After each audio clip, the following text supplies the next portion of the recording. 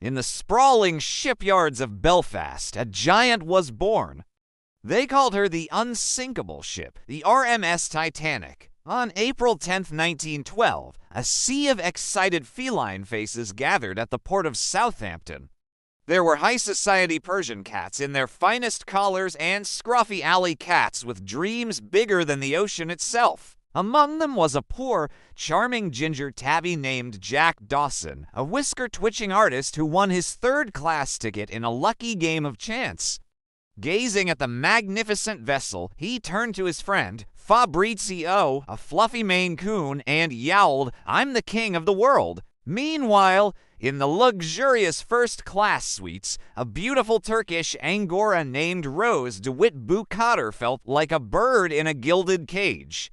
She was engaged to Cal Hockley, a sleek, arrogant black cat whose wealth was matched only by his controlling nature.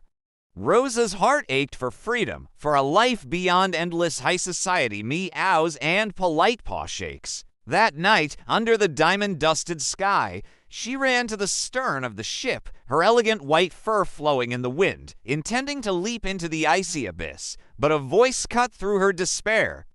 "Don't do it." It was Jack. He talked her down, not with grand promises, but with simple, honest words and a paw offered in friendship. This was the spark. An artist and a princess from two different worlds found a connection that defied every rule of their carefully structured society.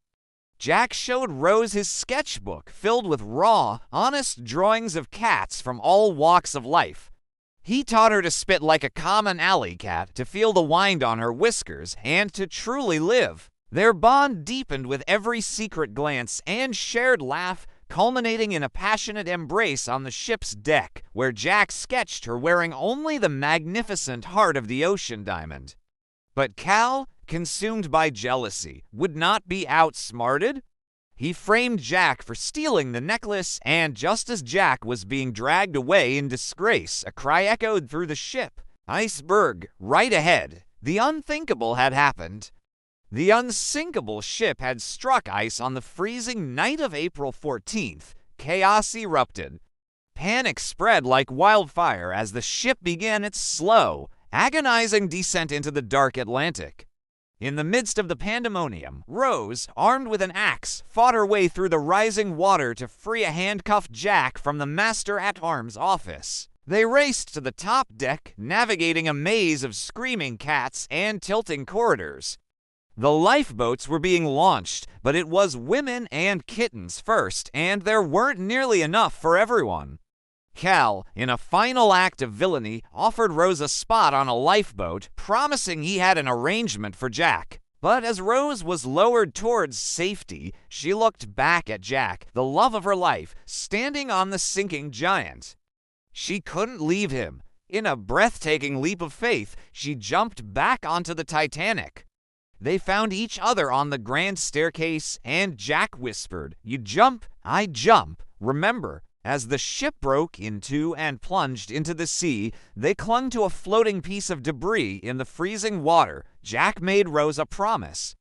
He made her swear that she would survive, that she would go on to live a long, full life, and have many, many kittens. With his last breath, his body succumbing to the cold, he slipped away into the depths, a sacrifice made for love. Rose, heartbroken but resolute, was eventually rescued. She kept her promise. She lived a full life, always carrying the memory of the scruffy ginger tabby who taught her how to fly.